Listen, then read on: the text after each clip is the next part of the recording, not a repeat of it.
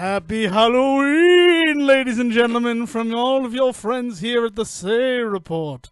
I'm your host, Devin Decker, and joining me, my ghost companion, Sejan Sarowick. Oh man, that was good. That was very creepy. I am creeped. Consider me creeped.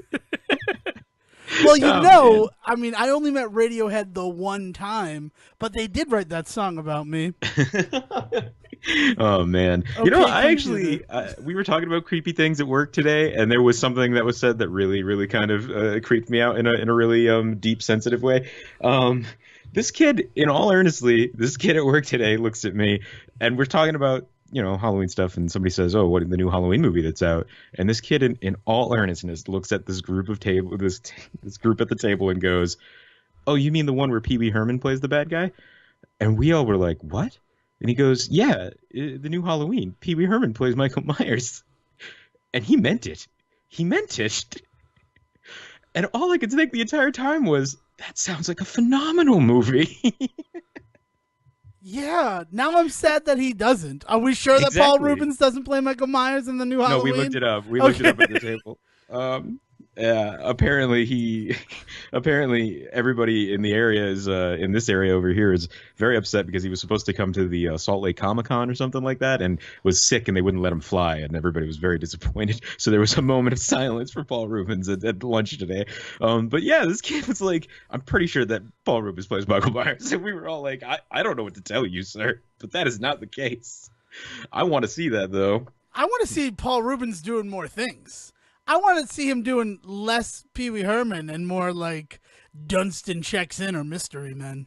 Oh man, I want to see Pee Wee Herman as a slasher killer. Just like my bike, stab, stab. Yeah, man. It's a shame Tim Burton didn't get to make the sequel, or we might have gotten that. And For all we Christopher know. Walken as the secret bad guy. And if you don't know what we're referring to with that joke, you probably only watch us on YouTube. And there's a special soups on, a very special soups on, for those who follow us on one of the podcast apps. And that is you get access to our very special episodes. And our last one was on the Blade trilogy. Two Yeah. good movies and one movie. That's a movie. It's not a sandwich. You know what though? 3 good holiday movies for Hollow watching. I have to say that they were pretty well received for that. So like go out there and watch them, and especially if you're following along with some Halloween watching like we've been doing. And I have to say that we were just talking last night. The family has decided that this was a great success. I think we're going to go next year. I do think we're going to try and stick to really just like one a week though. I think for Halloween, I think really what it is the idea of doing 2 months so close together where we are dedicated to sitting our asses down on the couch for 2 hours a night together as a family is like actually a really hard thing for us to commit to. For anybody that's followed the last year or two with the Christmas 25 days of Christmas stuff that we've done, we can't even really get through that together. So saying that we'd be able to do that for a second month would just drive us insane. So I think we're going to just stick to like a week or a couple of movies a week. We're not going to be so strict with the Halloween stuff. But there's actually quite a few stuff out there. We still haven't done any of we haven't done like Fun Size yet. Like I think we talked about that on here. Like Oh, trying to get, I said that you should watch yeah. Fun Size. Yeah, That happened. Well, and my what I love about a movie like that is it's a great Halloween movie that's not like creepy. Like it's not a scary movie in any way.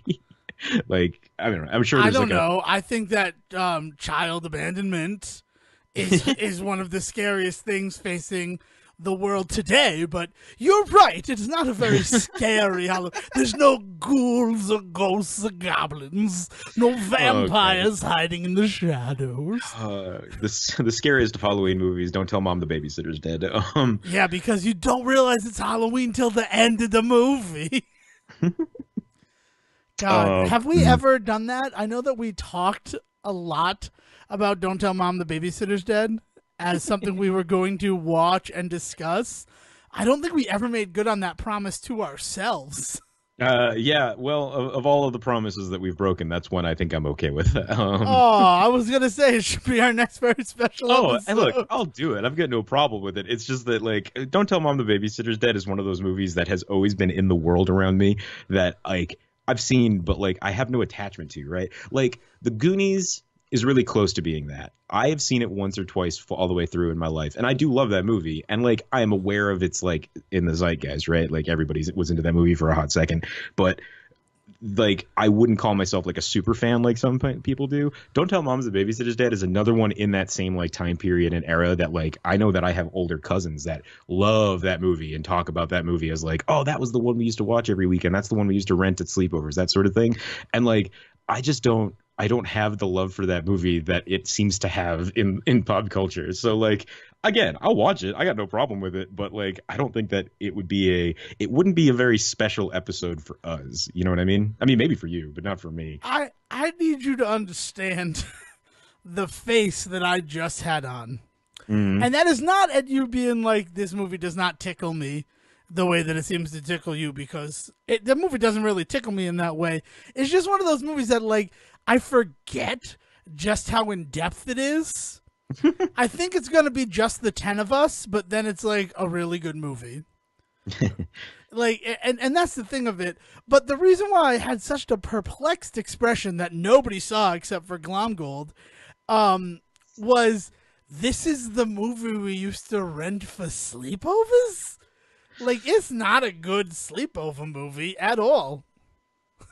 I just don't understand that. It was definitely like AMC or would have it on TV at night, and like it would be on in the background at like that end of the night party stuff. Like, you know, like the Saturday morning, like the Saturday afternoon movie, like Indiana Jones was really big in those areas. You know, like there's a lot of movies that people just watched. A lot of like Stallone movies and Schwarzenegger movies got watched that way by you know, people our age because they were on TV, right? And we were watching PCU whatever was on. And Dazed and Confused every weekend after every weekday after school.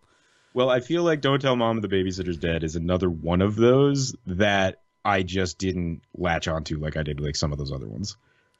And I get that. Honestly, all of my affinity for Don't Tell Mom the Babysitter's Dead, first of all, I have this weird existing love for that movie because the name of the restaurant that Josh Charles works at is Clown Dog.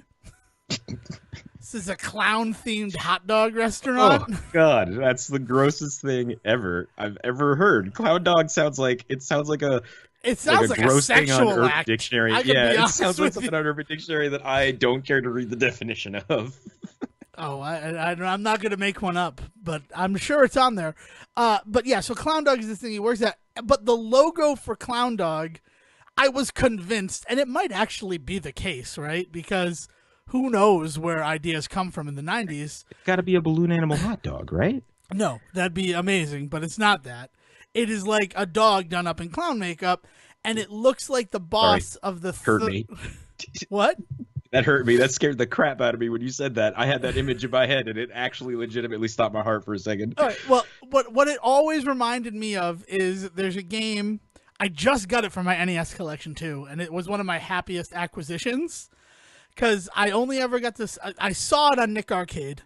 Like, you saw all these games on Nick Arcade that, like, you never got to play, though?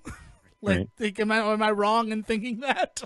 Oh, no. They always had these games on there that I always wanted to find somewhere, but I honestly just thought they just existed for Nick. Right. So I saw it on Nick Arcade first, and then when we moved from Leominster, Mass. To Templeton, the penny candy store that I've taken you to a couple of times... They had video game rentals in the back, so it was my first experience playing this game. And this is from Atlas. It's called Rockin' Cats. Well, that's amazing. And if it's from Atlas, that means it was probably a Japanese import, right? More than likely. I don't know. I mean, I have a card of it, and it was a happy acquisition when I found it. A little bit more expensive than I wanted to pay, I'll be honest with you. But the game is excellent. The game is one of the best games that I've ever played. And the boss of the third level, it's got Mega Man, you can choose, right? But the third stage is a carnival, and the boss is a clown dog.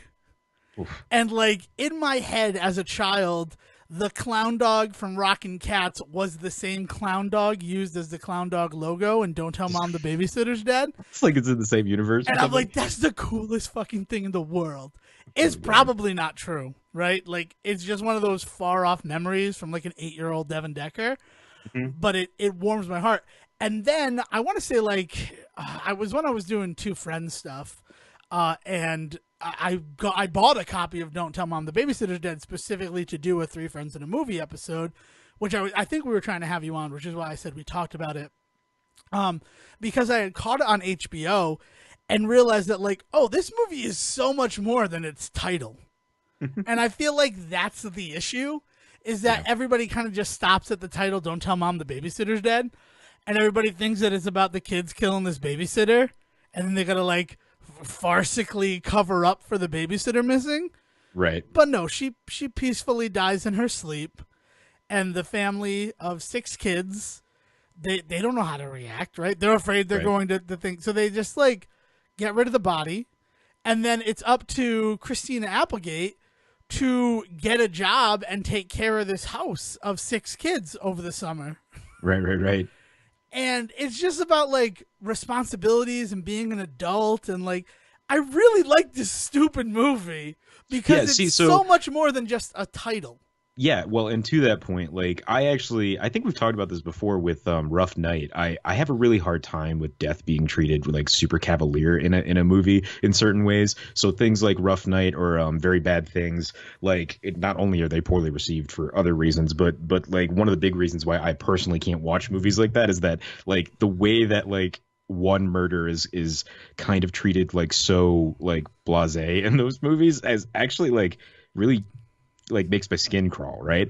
And so I think about, but then on the other side of that spectrum is a movie like Weekend at Bernie's that I fucking love, right?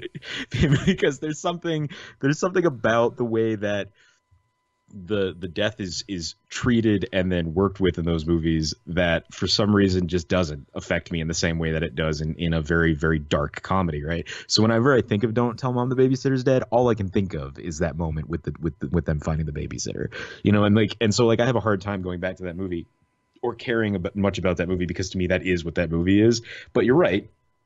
That's only like the opening for the plot. Like, that's like only 10 minutes into the movie. Yeah, it's the inciting incident, as they say. Like, other than that, really, it doesn't ever come back to that.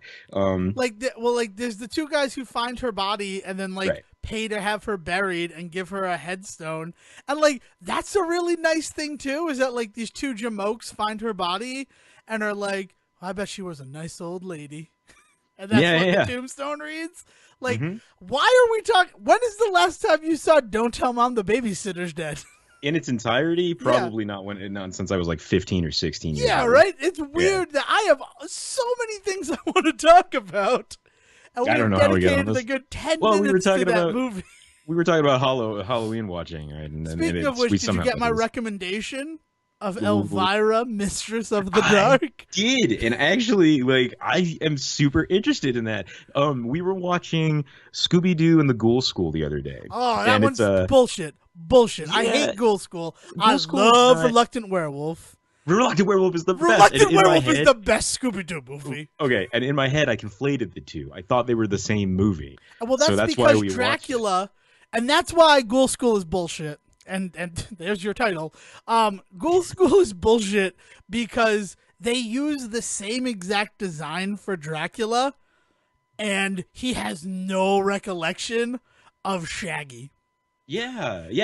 In my head, he had become the werewolf, and that's why he got the job at the school. So in my head, I was trying to figure out if maybe it was like a sequel or something. I don't know. But so we ended up watching the wrong one. We watched Ghoul School, right? But the vampire daughter in that one is like top to bottom like Elvira. Like, that's what she is. It's a really weird thing because she's also supposed to be like a 7-year-old girl, but she is definitely based on that. And I was sitting there the entire time listening to this fake Elvira voice that they're putting on for her and all this stuff, and I was just thinking, man, I really just wish I was just watching something like an old Elvira, like, midnight special with her doing the interludes and stuff like that. And then yesterday I forgot that she had like her own movie. All right, and here's the other thing. Like, I wanted to talk about this. I followed on Twitch Con TV, which is Canadian. Like, it's one of their, like, weird little networks. Nice. And I followed it because Braceface was on. Excellent. And I'm like, oh, I love Braceface. Let's watch this. And gotta get them unedited Canadian episodes. The last 2 weekends, they have been showing horror movies, but like the kind of horror movies that are like your and my bread and butter. Nice. Because last weekend, the weekend before this past one, they showed Return of the Killer Tomatoes. Nice with George Clooney, With right? George Where they, freaking Clooney. where they run out of money halfway through the And they movie. It's have the best stupid joke ever. Yeah, Oh, it's so good. That George whole Clooney's amazing in that movie. By George the way. Clooney is given 110% in that Yeah. movie. Everybody is. Like Yeah. everybody is given so much in that movie, and it's so clever. And the worst thing about Return of the Killer Tomatoes is that there's a part 3 and a part 4. Because in the song for Return of the Killer Tomatoes, there's that beautiful line, part 2 of only 2 parts. And it's just like, oh, this is so good. That movie, very enjoyable. And then I jumped into it again last night to wind down from the other thing we should probably be talking about. Oh. The Red Sox winning the fucking World Series. Oh yeah, that little thing that happened. Meh. That's so old hat now. I didn't even. Oh, it's so true. Like, isn't it? It's awful. It's awful that there are so many people. Well, no, I'll do it. So to calm down from the whole Red Sox thing, I threw on Con TV and caught Elvira, Mistress of the Dark, from the beginning. Wow, man. And I'm just like, I own you on DVD. I got you for $3 at Walmart. I used to watch that in the same night that we would do Tales from the Crypt Demon Night and Tales from the Crypt what's the other one? Bordello of Blood. Bordello of Blood and Transylvania 5000. Is that the one? Transylvania Jeff 5000. Yeah, yes, with Jeff that Goldblum is and Ed exactly. Begley Jr. Yes. Yeah. I love that one too. And Michael Richards is like the weird Igor character, if I remember correctly. Weird stuff, man. But yeah, like so those weird. You're right. Like our wheelhouse of just like really bad horror comedies from like the 80s and 90s. Definitely the movies that I prefer to watch for this stuff. Yeah, like and then I'm like, oh man, like Sejan definitely has Elvira, Mistress of the Dark memories. So as soon as the title screen came up, which I miss movies sort of like waiting on the title. I prefer my movies in one of two ways. Yeah. Either no title, don't ever fucking tell me the title of your movie until the end. Until Right. the very end of the movie. Or you give me like a little bit of movie before you tell me the name of the movie. Yeah, which cold like a open, lot of the man. Marvel movies have started doing, and I Yeah. absolutely love that. Mhm. I think it was Guardians of the Galaxy where people were like confused. Like, what is this the movie? What's happening? Where's the little funny raccoon? Yeah, we watched Hellboy the other night, and I have the director's cut, the Guillermo cut. And there's like a good like 25 minutes in that cut before it ever gets to the opening like montage, because they do the entire thing about him about World War II and the ending of World War II, and him being born and all of that before they ever get into the montage of him growing up in the credits. So like there's a good solid like portion of that movie that happens before the title ever comes up. Yes. That's Oh, cool. I man. mean, that's, yeah. And really, I think of Elvira, Mistress of the Dark, and the only reason I saw that, and the only reason I saw, like, Bordello of Blood was because, like, Comedy Central picked them up Yes. and played them. Yeah. Like, that's all you would see October in, like, 95, 96, 97. Mm-hmm. Yes, good times. sci-fi would always have the really weird like Stephen King movies like Pet Sematary and that sort of stuff on. So like I also have that in my memory bank. But then you're right, Comedy Central always picked up the other half of doing these types of like weird comedy movies. What now? Repossessed is one that I think is one of the coolest ideas ever, specifically because Linda Hamilton came back to play the older version of her character from The Exorcist. Yeah. Like that movie's ridiculous. Like I understand why people have no love for that movie, but like when you're a kid and you're starved for that type of entertainment, that like, checks so many boxes. Is that the one where Liam Neeson sings Devil in a not Liam Neeson, Leslie Nielsen sings Devil in a Blue Dress? At the very end, yeah, they do. Devil with a blue dress, blue dress, blue dress, and she's all up there on the cross, and he's trying to do the exorcism. Yeah, and she's like that. Like those are the things that like these are these insane horror comedy memories that I have just sitting in the back of my skull. On the subject of Scooby Doo movies, where do you fall with the Boo Brothers? I like the Boo Brothers. I like them a lot. I think that they are. I mean, I feel like they're as contentious as Scrappy, which is weird. But like, I also don't have because Scrappy's also in that Scrappy's. one.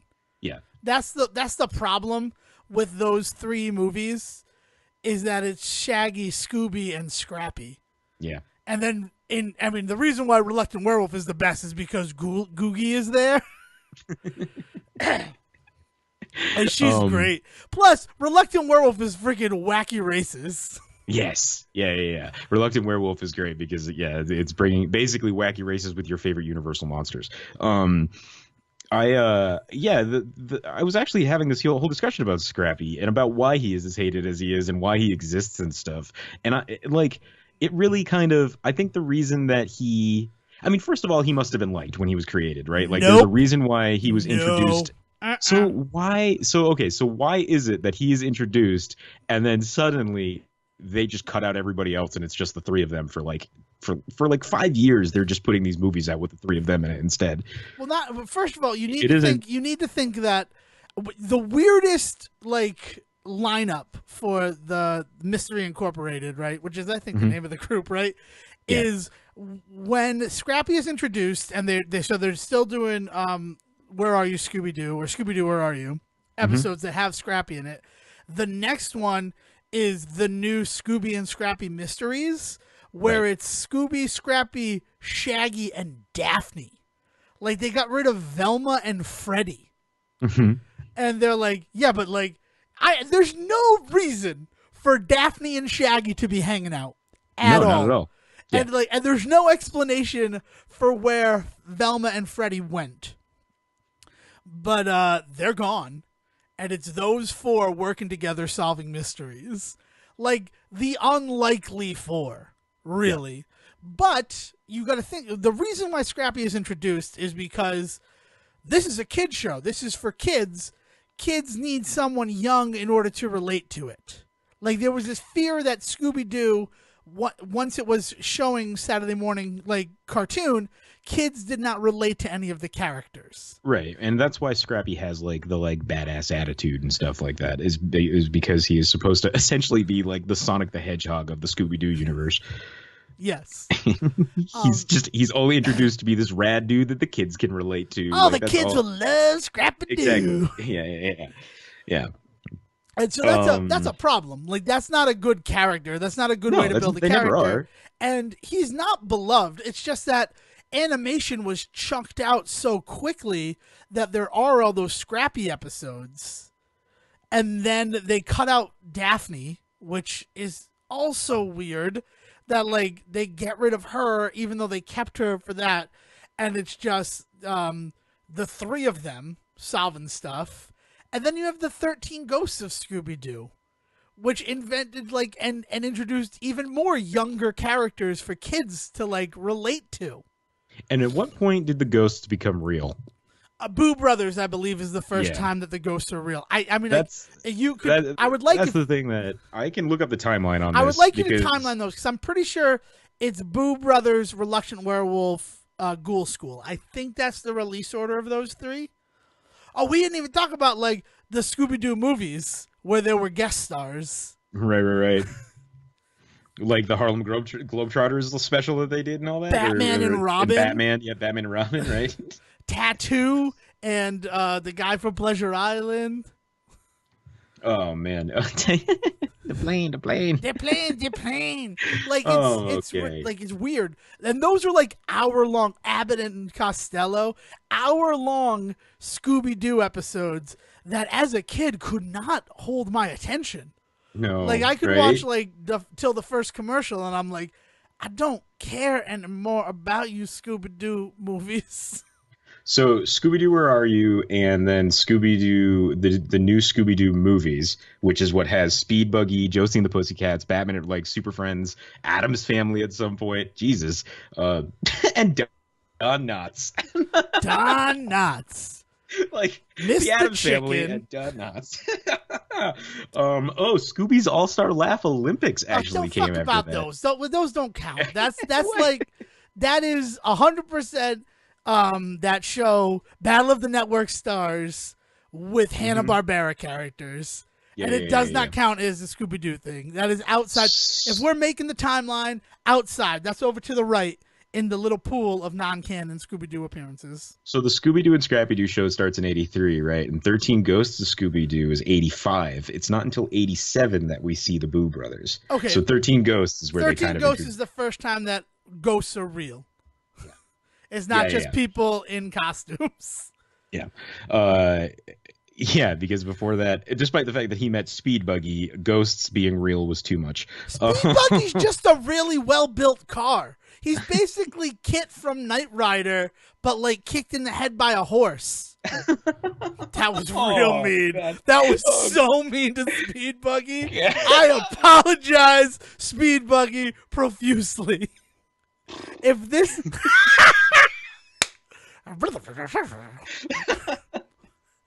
If this is the thing that keeps me from directing Guardians of the Galaxy 3, I earned it. I made my bed, and I will happily slumber in it. Oh, man. God. Okay. But is it Boo Brothers, Werewolf, Ghoul School? No, it's Boo Brothers, Ghoul School, and then Reluctant Werewolf is the last one. Okay. So I'm less bothered then by the thing that I was bothered about earlier. It makes sense why Reluctant Werewolf is easily the best of those three. Mm-hmm. Yeah. Scooby-Doo and Shaggy later appeared as the narrators of the made-for-TV Arabian Nights, 1994. Oh yeah, with the big genie. Oh, and what is that show paired with? The big genie guy. I have no idea, man. He's a giant genie that like walks around and fights monsters. That show's great. Oh, and I think that the Thing with Benji Grimm and the rings is also part of Arabian Nights. Huh. Like Thing Ring, do your thing. And because he finds the Thing Ring. Oh, and God. That's how he gets covered in rocks. Yeah. Oh, man. See, now that's the stuff that was really creepy, right? As you go back to those old Hanna-Barbera cartoons where, like, because I've been watching, like, Johnny Quest and stuff, right? And there's the realism in the style of animation that you got from Hanna-Barbera mixed with the insanity of something like these late Scooby-Doo things, or like when you got to what was the name of the ghost there that used to hide in the grandfather clock? Shoot, what is the name of that guy? Like the funky Phantom. Funky Phantom. Yeah. Like that kind of crap. Like that's the stuff that when I was a kid used to get me. I would go to sleep at night and like that's what I would have nightmares of. Like, I could watch every Chucky movie. I could sit back and I could take in just the stupidest, weirdest Stephen King nonsense, and then like never have a problem, right? But then the second that I watched the Funky Phantom, I would not be able to sleep for a week because he was going to come out of my closet and try and get me to dance. What? And Sejan grew up in that town from Footloose. What is the werewolf? Like he's a werewolf sometimes. He's a werewolf sometimes. It's another one of the Scooby Doo like ones. He's like Fang Jr. or something like that. Like as a kid, he was like bitten by a werewolf. Jesus, I don't know. Probably in that All Stars thing, Scooby Doo. No, did. he's after the Laugh Olympics. Like the Laugh Olympics is specifically Quick Draw McGraw, Huckleberry Hound, right. Snagglepuss, Heavens to Megatroid, even Wally Gator, Yogi Berra, I'm sure showed up. Hey, you know that your name's a pun on my name, eh? Well, do you have any picnic biscuits, Yogi Berra? Hey, boo boo. So yeah, man, we got way off track here. No, we did not get way off track at all. We didn't talk about the Red Sox, which again, it's weird that it's mundane because being on campus when they won in 2004 was anything but fucking experience. Yeah. And then like today, it's like, oh, okay. Like I mean, it's cool that they won in 1918 and 2018 Like that's super cool. Like, no exaggeration, when they won in 2007 and we were on the URI campus, like ABC News came to campus that night because of the riots. Like, it was nuts. There were mounted fires. Police officers. Yes, there were police cars getting flipped. Like that kind of crap happening. Did you see the car? They flipped the bitch. And that was 2007. That was like after we had won 3 years earlier. I know. Like yeah. But here we are 10 years later, man, and like I'm here's the thing. I'm happy they won. I'm never like let's not joke about this. It's fucking great It that was they won. awesome. That game was amazing. The last game, Yeah. I was just gonna say the thing about it is like the last game was they were amazing, but Yeah, like that's what I'm talking about. That's two what runs you in the want to first, see. 2-run homer like right off the bat. It was crazy. Like that game, it wasn't a game anymore. I kept popping in, but really I was like, oh, I don't really have to keep an eye on my boys. Like they got this. You know what I mean? It was one of the, yes, I agree with that, but it was like being there and watching it. It was just it felt so good. Like I was happy that like we were downstairs, we were watching some other stuff, and then we flipped over and like, all right, cool, bottom of the seventh, let's go up there, like let's watch this happen. Yeah. And Yeah, those last 2 innings were so good. yeah. Well, and I was watching them on my new 50-inch 4K television. From Amazon? No. It was one of the first things when we moved out to the new place out here in Utah is we all decided that like, okay, we need to invest in like a new TV. That's our treat for like going through all this together and dealing with this, right? So we've been saving up and we finally got it the other day, and we've been doing our holo watching on it and all this stuff. And then yesterday I got invited to go to a family event out here, and I realized what was about to happen with the Sox because they hadn't yet won game 3, but I was pretty convinced that they were going to clinch it soon anyway. And so I was just like, I think I might stick around tomorrow instead. And then sure enough, they won Saturday night. And I was like, oh yeah, I am for sure. I'm not going anywhere today. I'm going to go watch this. And I got to watch them win the World Series on this beautiful new television that we have. Very, very cool. Well, let me tell you, we flipped over to it to see the 7th inning, and we were on a 4K TV down here in the den, but it's still like regular 1080p upstairs. Yeah. And we're like, oh, they should come down here to watch the rest of this game because the level of detail, individual pause. I'm not even exaggerating. No, it was so good. Yeah, The other thing is that we live right on the what's called the I don't know, the belt, I think is what they call it. We're right at that point on the mountain where we're not quite considered a mountain town, but we are pretty much the start of it. Like if it snows around here, I might have some trouble getting home someday. Like it won't be the worst, but like I might have to hike the last like 5 minutes uphill myself. So we are right in prime position for all of the TV signals. We used to live in Toledo, flat as the eye could see, right? Nothing. So we would maybe get 7 channels. Like they had to be coming directly from Toledo. Other than that, we were kind of shit out of luck, right? Here, because of the fact that we are basically in this giant bell jar and we collect all of the signal, we have like 50 channels just off of antenna. It's crazy. So I've got like 3 different versions of the Sox game that I was flipping through last night trying to figure out what was like the best fidelity and stuff like that. And I was like, oh, here we go. Found it. On top of that, it's internet ready. So I also had the option, if I wanted, to find it on the internet, pay for it, and get it real nice. But I was just like, oh, if it was like game 9 or something, or if it was like the other night when it was like that game 18... 9? You mean like the game that never exists because you only go to game 7? But you know what I mean. Like yeah, if they had tied up for so long that they were just playing for so long, like that game the other night that went for what was it, 18 innings or something? 18 innings. Like yeah. If it was like that game, I might have considered paying that money, you know what I mean? But I was so ready for them to just win this thing, and sure enough, like I said, that like instantly in the first like 20 minutes they were 2 runs ahead. So I was just like, yeah, I don't need to pay for this one, guys. It's that sad thing about sports that like they depend on that viewership money wise, but at the same time, if your team's doing real well, like your fandom, I am more likely to pump money in if there's a risk involved. You know what I mean? Well, yeah, it's also very strange that the longest and like one of the best played games is the one that the champions lost. Yeah. Like it's one of those weird things about it as well. Because you're right, like if there's risk, you definitely want to invest. And if we had come out on the other end of that 18-inning game as the victors, it would have felt so cool as a Red Sox fan. Yeah. But like but that also galvanized them to be like, no, we're not doing this again.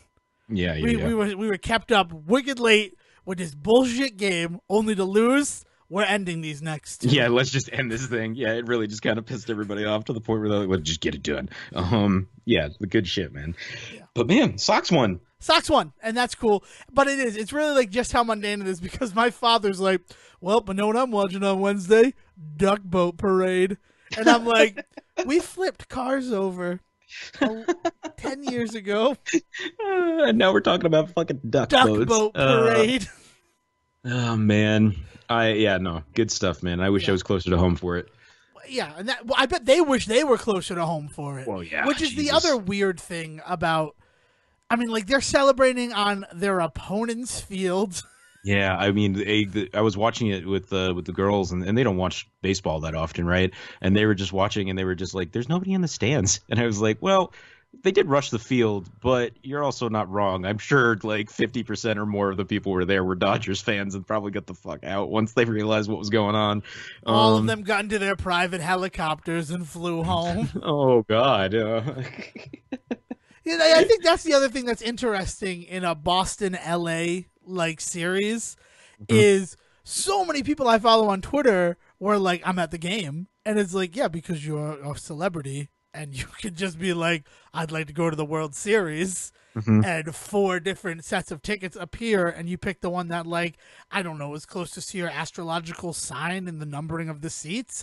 Closest to the hot dog, dude, my friend. That's how you pick it. I don't think that's how they pick it in LA. That's how they pick it in Chicago. Oh, I want see, hot LA dogs doesn't know now. what they're doing. But it was like one of these things where I'm like, if there's a celebrity at a Red Sox game, that's all you're gonna see.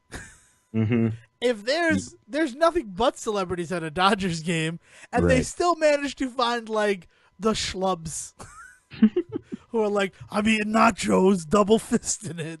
Yeah, I think like Wayne Brady showed up at a Red Sox game once, and everybody lost their shit for like a week. Everybody was like highlights of Wayne Brady at the Sox game. Ben Affleck. Anytime Ben Affleck goes, it's like he lives in the area. Yeah. I mean, like, I'm sure he owns fucking season tickets for life, guys. Like, it's okay. It's not that big of a surprise. It'd be like if they freaked out every time Jack Nicholson is at a Lakers game. No. Or Spike Lee at a Knicks game. I think they gave up on showing Jimmy Fallon on screen like 10 years ago. Well, that's because it's just free advertising for NBC. Move along. So that's another cool thing that happened. Anything else? Any other things going on in your life like that you want to share? I have some other things to share, but I want to open the floor to you before I go. I've been trying to see Venom for weeks, right? Venom. Like, and it's kind of getting to the point now where it's actually hard to find around here. It's not in many theaters. And finally, for my birthday the other day, we all just decided, look, Seaton's just going to go out to the movies. He's just going to go out to the movies because he's sick of waiting for you all. So when you say we decided, have you got a Kleinar symbiote attached to you, Seaton? Well. So I decided I was going to go out to the movies, made all these plans, found these beautiful D-box seats. I was going to do that too, all this great stuff. And then I went to go see Tea with Dames. You went to go see what? Tea with Dames. And if you don't know what this is, Devin, holy crap, have I got news for you. The greatest movie of the year has come out. And what I is have it? Seen it. Tea it's a with documentary. Dames? It's a documentary, and I suggest anybody out there go and see this movie. I kid you not. Like, okay, this is going to be me just being serious for the next 5 minutes, and it's not going to be funny, and I'm sorry about that. But this movie is perfect. Like, it's a documentary about specifically, oh my God, I'm not going to remember them all, but it's 4 of the major dames in Britain, and so like dames. I thought you were saying Danes. So no, I thought no, it was like 4 people who yeah. do Dane Hold on, Cook I'll just look this up, impersonations. but I can just do this. Like, we have the internet. Like, why would I get this wrong?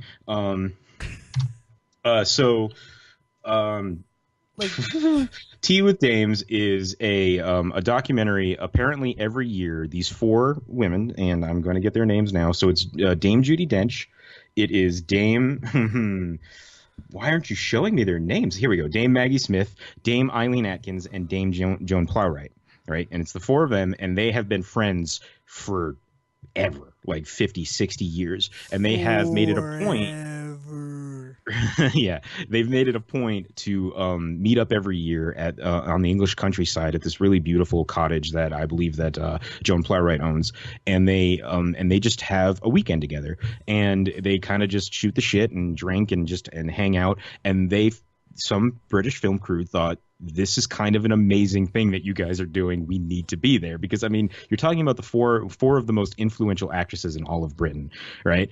And they go and they film them and they talk to them about, like, you know, their careers and like what it's like to live in the, you know, what it's like now, what their careers are like now, and how they feel about the fact that, like, they are essentially like a step below royalty at this point. Like, they've become so influential in England, and it's just gorgeous, Devin. It's hilarious. The four of them are still funny as shit, and the way that they talk with each other and the way that they talk about history is amazing. There's so much about Laurence Olivier in it because Joan Plowright was married to him for so long, and so there's a ton about working with, like, the likes of him, working with, you know, working with all of these other actors that they've worked with their entire career, and you just sit there and it went by instantly. I thought it was only like halfway through the movie and the credits started rolling, and it's just them just talking about what it's been like for them, you know, growing up in the 60s and what it was like to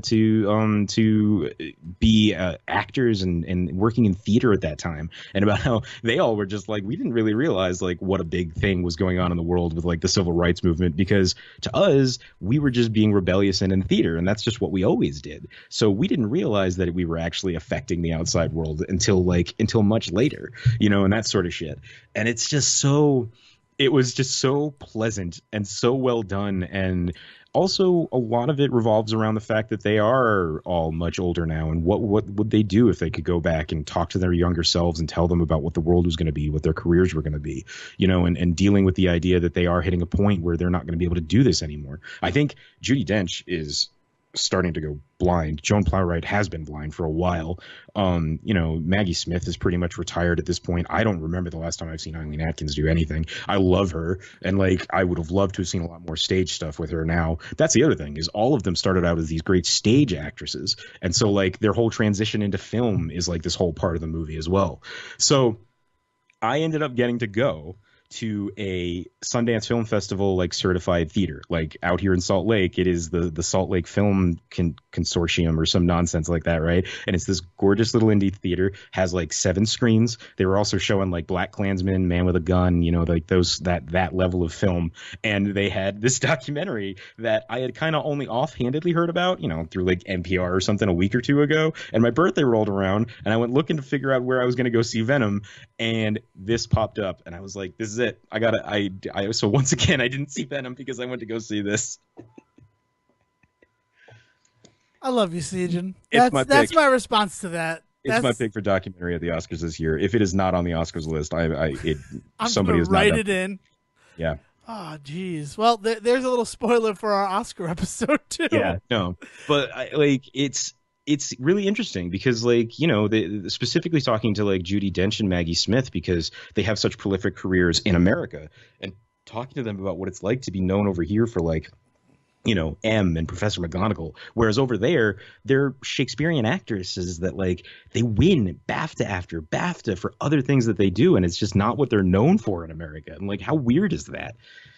I don't know. Maggie Smith will always be Miss Jean Brodie to me.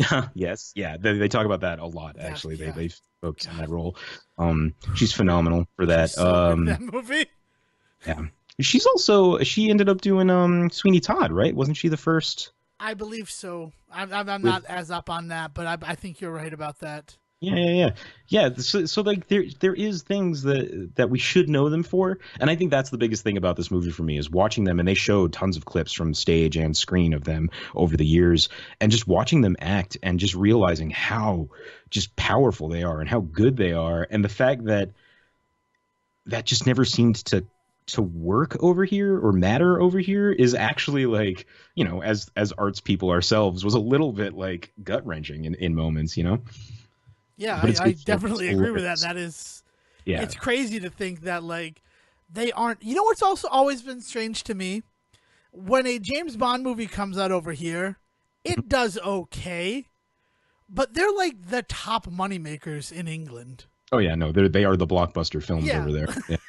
It's only been the last couple that James Bond has really climbed back to the top over here. You're not wrong. Like Pierce Brosnan's last few were hard sells over here for a while. Yeah. And even after Quantum of Solace, like if Skyfall hadn't been as good as it was, if they had done what I have long believed, and followed it up with Spectre, I don't think that there would have been another Daniel Craig James Bond movie. No, probably not. Yeah, man. So that's cool. I'm happy that you saw something like that. As you know, we weren't available last week due to some technical errors on both sides of our desks. But I'd like to share that I saw Mystic Pizza in Mystic, Connecticut.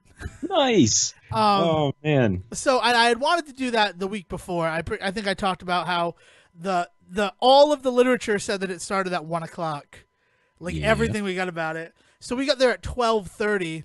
Turns out the showing was at 2:00, but that didn't matter because it was already sold out. So then we're like, oh, we missed it, and that kind of sucks because we had been looking forward to going and seeing Mystic Pizza. We had made a whole plan of it. And then the same theater, like I'm subscribed to their mailing list, sends out that they were doing 2 encore showings of Mystic Pizza, one Saturday night at 9:30, and then the next Sunday at 10 a.m. And it's like, oh yeah, that's the one I'm going to, is that one. Nice. And that was the actual day that Mystic Pizza released. Like, it was the same date. Nice. That's so good. But like, and my mother's like, I don't know why, if you're a movie theater in Mystic, Connecticut, you don't show Mystic Pizza like once a week, right? Like, people will go see it just because they're there. Yeah. And I'm like, that's a good thought, Ma. I can't. You're not wrong, right? Like, I would go if I had nothing going on. I love Mystic Pizza. I think it's a great movie. I mean, especially as we're talking about like these strong, influential women. Like, watching Mystic Pizza, 89, that film comes out. And first of all, is Julia Roberts' first film credit. Yeah, and you understand why, like, she ripped up the fucking charts to become Julia Roberts. Watching her in that. But then, like, you also have Annabeth Gish, who is fantastic. I don't know if you ever met her while they were doing the Brotherhood in Providence. I know that you met a bunch of other people. Yeah, no, one of the few that we didn't end up crossing paths with, but she was phenomenal in the show. She was so good in the show. She's great. She's a great actress. And then also Lily Taylor, who I'm very happy has been, like, appearing in films again. Yeah. Granted, it was Maze Runner, the second one, which I don't even remember the name of. Hey man, still one more movie than I've ever made. Exactly, right? And it's just, I just wish I could remember the Scorch Trials. Thank you. Yeah. Part of my brain that remembers subtitles. You know, and they're just like, they're so good. And that movie, here's what hit me this time watching Mystic Pizza. First of all, there were only 6 people in the theater. So my mother's whole they should show it every week thing, probably not viable. Because sorry, Ma. Like, it sold out that one time, but then there were 6 people in there for a Sunday morning showing. Mm-hmm. And maybe it's the time, but like, I would think that the kind of people who are into Mystic Pizza, a 10:00 movie would be great for them. Yeah, it goes well with that brunch special that they get a price on at the senior discount. Oh, over at the Blue Squid. That's a real thing. I'm just being honest. You can go get brunch afterwards at the Blue Squid.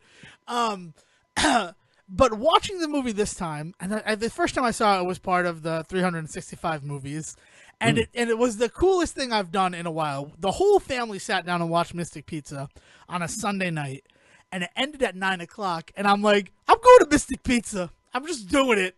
And they're like, no, you're not. It's closed. And I call them up, and they're like, yeah, we're open till 11. And I'm like, I'm going to Mystic Pizza. I can make it. I can make this. It's 9:00, and they're half an hour away. Who's coming? And everybody's like, no, you're stupid. You're not doing it. You're not doing it. You're not doing it. I did it. I drove up there. I got a pie. It was delicious. And then, like, Mystic Pizza, we would go there, like, every 2 weeks and just have a good time hanging out there. Yeah. And it was fun. Like, it became, like, this cool thing that we did. I have a box from Mystic Pizza signed by Sarah Silverman. Like, that's, like, a thing that I have because I brought Mystic Pizza up to be, because it says on it, a slice of heaven. And as a name tag at the Douglas movies, I made it say Mystic Pizza, a slice of Devon, which is gross on levels. But Sarah Silverman loved it and signed my pizza box. Fantastic. So it was a good time. It's just this thing. But watching it this time, as a 30-year-old man, it occurred to me that, like, spoilers for Mystic Pizza, the guy that Annabeth Gish is the youngest of the 3 girls. She is starting Yale in the spring, in February. So she's Right. 18 years old, right? Like we can assume that she's 18. She's graduated high school. She's into a college, but she deferred her first semester so she could raise money to afford it. Like that's the whole storyline there. One of the odd jobs she's doing is watching this girl, and she's sort of attracted to her father, the girl's father. Right. Even though he is married, but you know, as Scandalous. young and in love, right? But I didn't realize it until this watch through. That dude is my age. Because he says the year that he graduated from Yale, and it's like, oh, okay, so that was, 32 years ago. Now I feel dirty watching this movie. Watching this 32-year-old with a wife and a kid mack it with the babysitter who is 18. Yeah, we had that same revelation as we were watching an early Buffy episode the other day, and season 1, episode 4, and it's the episode where the teacher is a praying mantis. Spoiler alert! I think that they pretty much say it in the first like 20 minutes. I think that's the name of the episode. But she spends the entire episode going after all of the boys in class, and everybody was just like, ripped ew. From the headlines. Ew. like actually, when I was a high school boy, like the idea of like the hot substitute coming in, and then it turns out that she's an evil like succubus praying mantis, like that totally was something that I would have completely just accepted back then and been like, oh yeah, like that's a great gross story. Now it's not that great of a gross story. It's just gross. It's just a gross story. It's just a gross story. Regardless of succubus or praying mantis or whatever. How many kids die in Buffy? I feel like a lot of like just random high school students die. Eventually it gets to be a pretty high number. I will say at first they kind of make it a point that like the high schoolers are okay. It's always like an unsuspecting like parent or something that really kind of gets it, or a teacher. Okay, but does the praying mantis woman sleep and kill high school students? We only see her do it with 2 teachers, and then she almost does it with another student that is not one of the Scoobies, but they save him. So a lot of that sort of stuff early on. Eventually it does kind of get to a point where like everybody's kind of fair game, about season 2 or 3, when like just huge droves of people end up getting like killed in disasters and stuff like that. It gets pretty bloody. Yeah, I mean, like that's one of the things that was always cool about that show though when you were a kid, is like, oh, there's a real danger to this show. Like you aren't safe just because you're a kid. Yeah, no, the stakes in that show are why that show works. Without a doubt. Not fuck you with your puns. Unintended. You bastard. But yeah, so we saw Missy Pizza. That was fun. I feel like I also saw another movie, but I can't remember it off the top of my head. So I saw Goosebumps 2. Nice. That was fun. If you like the first Goosebumps movie, you'll probably like this one a little bit better because it's more connected. It's a more cohesive movie because it's only one story that comes to life, not all 72. Nice, very nice. So that was nice. And it was cool, and like it's good. It's really good. Go see Goosebumps 2 Haunted Halloween if you're looking for a fun Halloween movie. I watched Hackers. I've been watching Hackers like crazy. I don't even care. Okay. I've been playing Soul Calibur 6, which is freaking great, and you were there for one of my greatest accomplishments. So thank you, Sejan. Yeah. The game's really good, but I'd like to make a complaint about Soul Calibur 6 here because it's is our it all show the and I get to online? do that. Is that what it is? Is it all the penises people are building online with the Soul Calibur 6 engine? No, I don't give a shit about that. Good for you. Good. If you wish to create penis art, go with Jonah Hill's character from Superbad. Evan, I believe his name is. I gotta say, some of those fights are pretty fantastic to watch. You should look up some Twitch stream stuff of people creating some pretty weird codpiece characters and just having them go at it. I enjoy the characters that I've built. I've enjoyed that. But the issue is, they said that they were going to include Tira, introduced in Soul Calibur 3, was going to be Day 1 DLC. Okay. And that sucks. Day 1 DLC sucks. There's no other way of putting it. And the reason it sucks is because you have a very high suspicion that this character was in the game and then they decided to remove them. Right. And character content, whatever it may be, yeah. Like she's on the disc, right? It's how you feel. You feel Yep. like this character is on the disc, and you've now gated it behind like a string of code that I need Yeah. to pay you. And a paywall, right? Yeah, exactly, and that bums you out. But what Soul Calibur 6 did, and what is it's honestly my only complaint about the game, is you fight a lot of fucking randos in this game. Mhm. Like you do story mode, and like it'll be, oh, I was walking, and then I was ambushed, and it's just like people who fight like other characters, but it will be like Bandit Girl or things like that. Weird. And in that story mode, you fight people who use Tira's weapon and her style of fighting. So you're Yeah. like, oh, okay, so there's proof that this character was built and in the game ready to go. Yeah.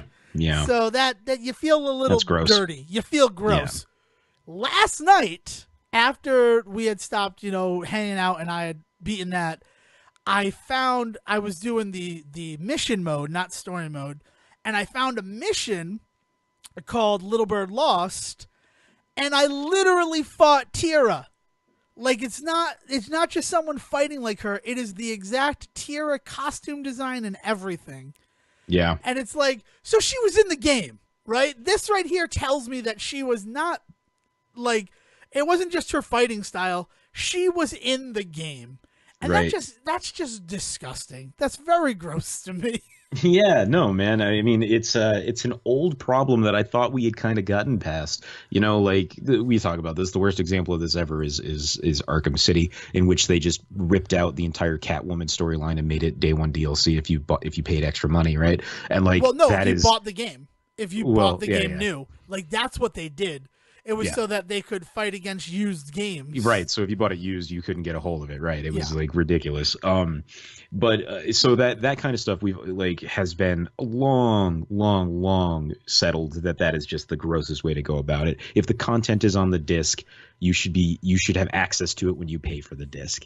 Like paying somebody for the physical game, for the physical object, and then having to pay them more money to actually access the information that's on it is ridiculous. And like any argument for it makes no And sense. you know what? There's been one patch, so there's no 100% guarantee that she is on the disc.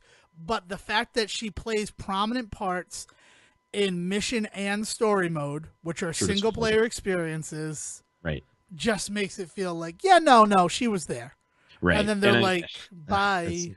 well, and so like the idea of DLC, as when it is good DLC to me, it is stuff that they were never going to get the chance to really do unless they did it after the fact. They had to get the mainline game out there and in people's hands so that they could enjoy it. And the game is a full good like experience, but there's just more that they wanted to do. So they put that game out and then they go to work on that DLC and they're like, here's even more of that game that we wanted to give you. We just couldn't fit it in budget wise. We needed to gauge interest, all that sort of stuff. Like that's great. Give me extra levels. Give me new characters once you've got the money to actually like pay a team to do it well. It's funny, we were talking, you and I off mic, we were talking a lot about like the stuff going on with Rockstar and Telltale right now and the way that like game designers are treated, right? So for me, DLC fits into this conversation because like I don't mind paying for DLC if I know it's going to these devs that love this game and did such a good job like designing this game that they were like putting their heart and soul into it, and they got my money once for the game itself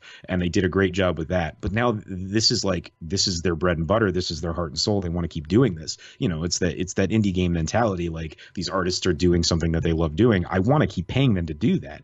I don't mind giving you an extra $10 for them to spend another 6 months working on more content for me. Like that's totally fine with me. The problem is when I know that they've already like worked like grueling hours to get that content made, you put it on the disc and now you're charging me more for it, is like that's where I kind of have that issue. Like no, you guys, the work was already done. Like at this point, if it was more content than your $60 game really merited, then maybe you shouldn't have done it. Like how, like that's not my like it's such a weird financial transaction you're asking me to make there, because like what is my money going towards that the money I've already paid you hasn't already gone towards? You know what I mean? Like you're doing nothing. You don't get to just sit around and make more money off of me because you're gonna unlock things for me.